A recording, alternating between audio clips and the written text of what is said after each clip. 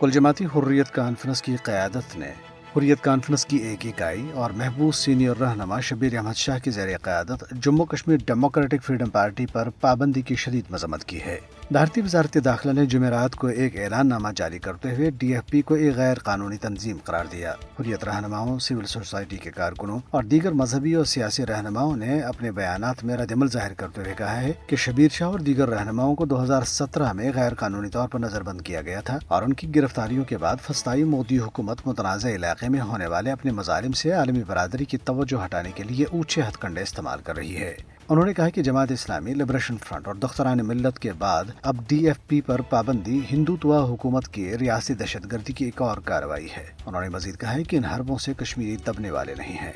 Democratic Freedom party کے ترجمان advocate Arshad Iqbal نے بھی سری نگر میں جاری ایک بیان میں بھارتی حکومت کے اس تانا شاہی حکم نامے کو غیر قانونی، غیر اخلاقی اور اقوام متحدہ کے چارٹر کی منافی قرار دیتے ہوئے کہا ہے کہ جموں کشمیر ایک متنازع علاقہ ہے اور بھارت کسی ایسی تنظیم پر پابندی نہیں لگا سکتا جو اقوام متحدہ کی قراردادوں کے مطابق تنازع کشمیر کے حل کی بات کرتی ہو۔ حریت کانفرنس آزاد جموں کشمیر شاہ کے کنوینر اور ڈی ایف پی کے وائس چیئرمین محمود احمد ساغر نے پابندی کی شدید مذمت کرتے ہوئے کہا کہ ایک سیاسی تنظیم پر جھوٹے اور من گھڑت الزامات لگا کر پابندی عائد کرنا بھارتی جمہوریت کے ماتھے پر ایک بدنما داغ ہے۔ تریسنا مقبوضہ علاقے میں نفسیاتی طور پر بدحال بھارتی فوج کے ہاں برادر کشی کا ایک اور واقعہ پیش آیا ہے، جس کے نتیجے میں 3 افسروں سمیت 6 اہلکار زخمی ہو گئے۔ یہ واقعہ تھانہ منڈی راجوری میں اس وقت پیش آیا جب ایک فوجی کیمپ میں میجر رینک کے ایک آفیسر نے فائرنگ تربیتی سیشن کے دوران افسروں اور اہلکاروں پر فائرنگ کی اور دستی بم پھینکے۔ میجر نے بعد ازاں یونٹ کے اسلحہ خانے میں پناہ لی۔ کیمپ کے اندر یہ کشیدہ صورتحال قریباً 8 گھنٹے تک جاری رہی۔